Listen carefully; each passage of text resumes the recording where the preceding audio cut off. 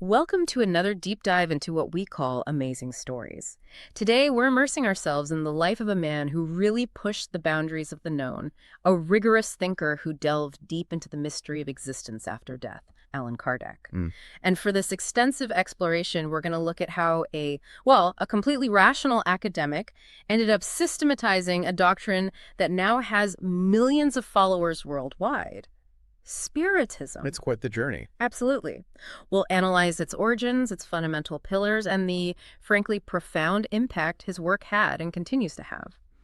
For this deep dive, we're drawing on biographical articles and detailed analyses of his life and legacy. Right. Our mission today is to extract those key ideas from these sources so you get a clear and hopefully fascinating understanding of this significant chapter in the history of spiritual thought. So, to start, let's focus on who this man was before he became the Allan Kardec we know. Exactly. We're talking about Hippolyte Léon Denisard Revel, born in Lyon back in 1804. And to really get the backdrop of his thinking, it's crucial to remember the era. Europe was shaken by post-revolutionary turmoil. Right, a time of huge uncertainty. Old certainties were crumbling. Precisely. And there was this fervent search for new ways to understand existence.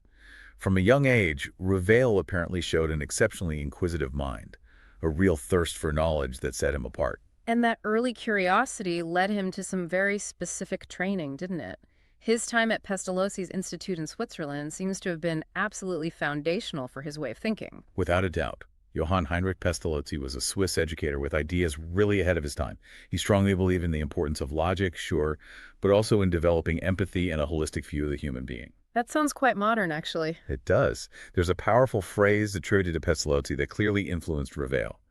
Seeing the human being as a spark to be lit, not just an empty vessel to be filled with knowledge. Ah, I like that. A spark to be lit. Mhm.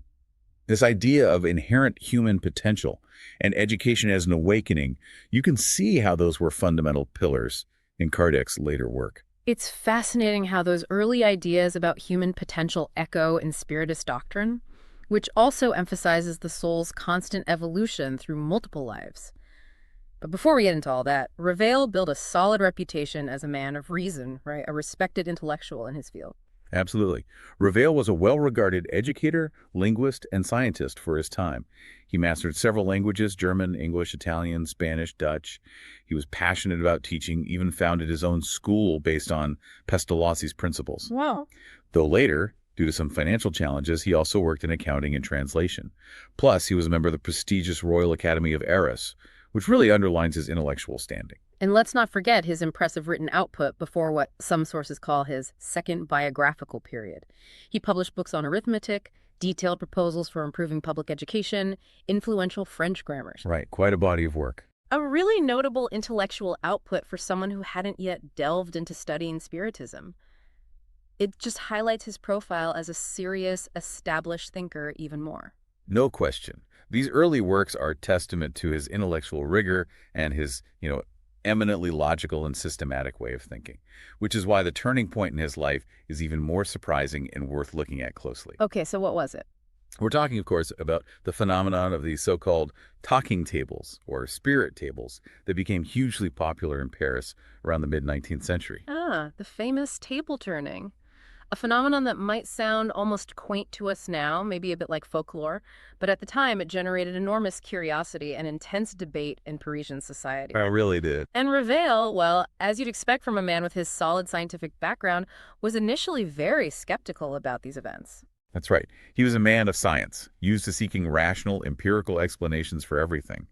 However, after witnessing these inexplicable table movements himself in 1855, tables that didn't just move on their own but seemed to answer questions with specific taps or movements, his skepticism started to waver. So he saw it firsthand. Yes. Sources from the time described tables moving without visible contact, spinning on one leg, even seeming to dance. And then there was the intriguing appearance of automatic writing, where certain people's hands would write messages seemingly without conscious control. Automatic writing. It was this direct contact with the inexplicable that triggered his methodical, rigorous investigation. And that investigation led him to discover the possibility of communicating with what he eventually called immortal disembodied souls or spirits through these mediums. That's a huge leap, isn't it? Going from pure reason to accepting communication with the spirit It's world. an enormous leap. What do you think really convinced such a methodical man? That's a really pertinent question. I think it was the coherence and the depth of the answers he received that truly impacted him. Reveille didn't just observe the phenomena. He dedicated himself to examining a vast collection of psychographic writings, these automatic writings that various people brought to him, wanting his opinion. Okay. And he started regularly attending mediumistic sessions. But he didn't go as just a passive observer. He always brought a list of carefully prepared questions, looking for answers that were consistent with each other and had an internal logic. So he was testing it scientifically in a way. In his own systematic way, yes. Yeah. The sources emphasized the precise, profound, and logical nature of the answers he received. This fed his initial perplexity and gradually convinced him he was dealing with something genuine, something worthy of serious study. And in this whole fascinating process of gathering and analyzing information, this figure of the truth emerged a spiritual entity that seems to have played a crucial role in shaping and refining the Spiritist doctrine. Can you tell us a bit more about that? Indeed, the truth presented itself as a higher spiritual entity that guided and, according to the accounts, actually corrected the information Reveille was gathering through different mediums. Corrected it. How so? By providing clarification, ensuring consistency, weeding out what might have been interference from less evolved spirits, that kind of thing. This process of cross-referencing and validating the information was absolutely fundamental for Reveille. He was looking to establish a solid, coherent foundation for the doctrine that was emerging. And the Spirits book was the direct result of all this. Yes, exactly. It came out of this exhaustive research, the incisive questions, and the constant dialogue with what he considered the spiritual plane. It's right at this crucial point that the famous pseudonym Allan Kardec also emerges, a new identity that marked a before and after, not just in his personal life, but in the history of Spiritism globally. What's the story behind that name? Well, the story goes that it was his spirit protector, or guardian spirit, who revealed this name, Allan Kardec, telling him it was the name he'd had in a previous existence as a Celtic druid in ancient Gaul. A druid. Wow. Yeah. And adopting this pseudonym wasn't casual or just a whim. It symbolized the start of a fundamentally new stage in his life and work. It established this kind of symbolic connection to an ancestral past that resonated deeply with the spiritual nature of the new mission he felt he'd undertaken. And that new stage really took solid form with the publication of the Spirits book in 1857, an event that, by all accounts, had an immediate and profoundly significant impact on society at the time. What stands out about the initial reception of this work? Absolutely. The preface to the Spirits book is itself very revealing. It announces with conviction that the times appointed by Providence for universal manifestation have now arrived, and that the primary mission of the spirits is to instruct and enlighten men, thus opening a new era for the regeneration of humanity. That's a pretty bold statement. Extremely bold. It set the tone for Spiritism as a transcendental message with huge implications for the era. And the book's success was practically instantaneous. The first edition sold out in just a few days. It shows the enormous anticipation and deep interest people had in these subjects, which hadn't really been explored so systematically before. This foundational book laid out the core principles of Spiritist doctrine, offering a novel and very particular perspective on the nature of God, the immortality of the soul, the intricate relationship between life and death, and the ultimate purpose of our existence. What would you say are those central pillars presented so clearly in the Spirits book? There are several key pillars that form a very distinctive worldview. First, God is presented not as a severe, punishing judge, but as a benevolent guide and the source of all creation. Okay, so less fear, more guidance. Exactly. Second, it categorically affirms the immortality and the continuous evolution of the soul through a series of earthly lives. Reincarnation, a central concept, is presented not as a punishment, but as a valuable opportunity for learning, for atonement, and for spiritual progress. So not like karma as a simple payback system. It's more nuanced than that, yes. Suffering, far from being proof of divine condemnation, is interpreted as an intrinsic part of that learning process, a way the soul refines itself. Essentially, Spiritism offers an optimistic view of humanity as a collective entity gradually advancing through these multiple lives towards an eventual divine harmony and a deeper understanding of universal laws. That perspective must have offered a lot of comfort and hope to people questioning more traditional religious interpretations. It certainly did. It offered answers in a framework that resonated with many. A vision, as you say, very different from the dominant religious doctrines of the time, which inevitably generated a very mixed reaction and in some cases strong opposition, right? Without a doubt. The publication of the Spirit's book unleashed a real wave of reactions. On one hand, a large number of people found profound comfort in its pages, a sense of understanding for existential questions they hadn't found answers to elsewhere. There was a palpable enthusiasm, a conviction that fundamental questions about life and death were finally being addressed logically and coherently. Right. But inevitably, strong opposition also arose, especially from the influential Catholic Church at the time. Of course. Kardec's ideas clashed head-on with central dogmas of the Catholic faith, like the concept of heaven and hell as eternal, unchanging destinations, or the notion of salvation solely through obedience to the Church. Exactly. The Catholic Church saw the growing Spiritist movement as a serious threat to its doctrinal authority and its, well, monopoly on interpreting life after death.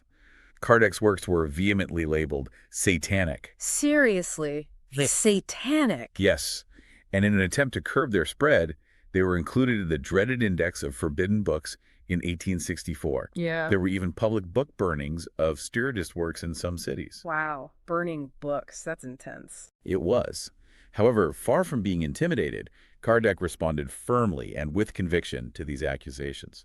And his response focused on defending a faith that isn't afraid of reasoned scrutiny, one that can coexist with and even be strengthened by critical analysis. Wasn't that it? Precisely. Kardec advocated for an unshakable faith, capable of looking reason squarely in the face in all epochs of humanity. He insisted his primary intention wasn't to found a new religion or set himself up as a prophet. What was it then, in his view? It was more about giving humanity back the fundamental right to seek and know its own spiritual truth without fear of repression, based on rigorous observation and the inherent logic he found in the answers received. Okay, so after the significant impact of the Spirit's book, Allan Kardec didn't stop there. He tirelessly continued his work of systematizing and deepening the Spiritist doctrine, publishing other foundational works that, according to followers, were also dictated by intelligences from the spiritual plane. What were these key works, and what specific aspects did each one address? That's right. The Spirit's book was followed by a series of works that expanded and detailed different facets of the doctrine, forming a coherent and exhaustive body of thought. In 1861, the Medium's book came out. The Medium's book, so focused on the communication aspect. Exactly. It explored the science of communication with spirits in depth. It classified various types of mediums according to their abilities, warned about potential risks involved in practicing mediumship, and offered essential criteria for discerning between communications from high-level spirits and those that might be deceptive or from lower spirits. So practical advice and warnings seems necessary. Very much so. Then, in 1864, he published The Gospel According to Spiritism. This offered a moral and symbolic reinterpretation of Jesus Christ's teachings from the Spiritist perspective. How did that differ from traditional interpretations? It placed particular emphasis on love as the fundamental universal law and explained the parables from a Spiritist viewpoint, stripping away what Kardec saw as superstitious or dogmatic interpretations. Interesting. What came next? In 1865, Heaven and Hell, or Divine Justice, according to Spiritism, appeared. This one is particularly interesting because it presents a series of alleged real cases of disembodied spirits, supposedly through direct testimonies obtained by various mediums. Like case studies from the afterlife. Essentially, yes. Revealing their experiences in states of consciousness in the beyond based on their moral conduct during their earthly life, it was meant to illustrate the principles of divine justice according to Spiritism in a very practical way. And there was one more major one, wasn't there? Yes. Finally, in 1867, he published Genesis, Miracles, and Predictions, according to Spiritism. This was a really ambitious attempt to bridge science, philosophy, and spirituality. Bridging science and spirit, that was always his goal, wasn't it? Very much so. This book offered Spiritist explanations for the origin of the universe, the nature of miracles, explaining them as natural phenomena based on laws we don't fully understand yet, and the process of humanity's spiritual evolution across multiple existences. So these works, together, form the core doctrine. Exactly. They constitute the fundamental doctrinal corpus of Spiritism as codified by Allan Kardec. And it's crucial to stress his view of Spiritism, not as a religion in the traditional sense, with rituals and a hierarchy, Right, he was very clear on that. but rather as an observational science and a philosophical doctrine with profound and unavoidable moral consequences for human conduct. Yes, Kardec was insistent on that distinction. He defined Spiritism precisely as the science that deals with the nature, origin, and destiny of spirits and their relationship with the corporeal world. And he constantly emphasized that Spiritism does not impose dogmas. It explains phenomena. It does not condemn. It consoles and enlightens consciences. His vision of the human being was one of constant progress. That idea of evolution again. Yes, destined to become a co-creator of the universe, a spark of the divine in constant evolution through countless experiences on the physical and spiritual planes. Sorry to interrupt, folks, but I just wanted to quickly say, if you're enjoying this deep dive, please do leave a like and subscribe. It really helps us out. Also, if there's a particular topic you'd love for us to cover, let us know in the comments. Thanks, and back to Kardec. So the life of Allan Kardec, this man who journeyed from the rigor of reason to the deep study of the transcendent, it came to an end in 1869. That's correct. Allan Kardec died at the age of 64 from an aneurysm. He was actually still working with great dedication on his ambitious project to build a universal spiritist temple, a center for the dissemination and study of the doctrine. So he died working, basically. It seems so. His death marked the end of his earthly existence, but by no means the end of his work, which transcended his life and continued to expand powerfully around the world.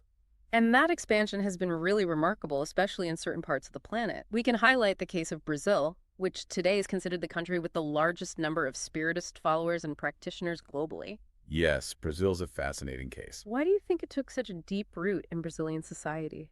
I think several factors contributed. On one hand, Brazil's cultural openness and its rich tradition of religious syncretism probably made it easier to receive new spiritual ideas. A fertile ground, perhaps. Perhaps. Also, the Spiritist doctrine, with its emphasis on charity, reincarnation, and soul evolution, resonated deeply with aspirations for social justice and the desire to understand suffering, which were and are significant themes in Brazilian society. And it had practical effects too, didn't it? Oh, definitely. It's impressive to see how numerous hospitals, orphanages, and schools have been built in Brazil, directly inspired by the principles of loving thy neighbor and selfless service that are foundational to Spiritist doctrine. This practical impact shows how Kardec's ideas translated into concrete actions benefiting large segments of the population. Allan Kardec left a legacy that goes far beyond just being a prolific author. The sources we've looked at describe him in some very evocative ways, like a human antenna, sensitive to voices from beyond, or even as a voice for those who no longer have a body and wish to communicate with the earthly world. That's a very apt and poetic way to put it. His work represented a genuine paradigm shift in how humanity has traditionally approached understanding life and death. It invites us to broaden our perspective, to contemplate existence with a more transcendent gaze, with the eyes of the soul, as you said earlier. That central idea that so concisely sums up his vast work, to be born, die, be reborn again, and constantly progress, it still resonates today, doesn't it? Like a constant invitation to personal evolution and continuous learning through the multiple experiences each life offers. Absolutely. Kardec opened a fascinating path for exploring the mystery of existence from a perspective that sought to harmoniously integrate the rigor of reason with the profound wisdom of spirituality. His legacy endures strongly in the way millions worldwide understand their place in the vast universe and the transcendent purpose of their own existence. So we invite you to reflect on how Allan Kardec, originally a man of science, approached the unknown with a mind that was both open and deeply critical. What strikes you as most surprising about his unique story and the revolutionary ideas he proposed? How does the notion of reincarnation as a valuable opportunity for continuous learning and spiritual growth resonate with you personally? We sincerely hope this deep dive into Allan Kardec's life and work has given you not just factual knowledge, but also a stimulating new perspective on the great questions of human existence. It certainly makes you think. It does. Yeah. And we'll leave you with this final question to ponder. If you had the unique opportunity to ask one question to an intelligence from the beyond, what would that question be and why?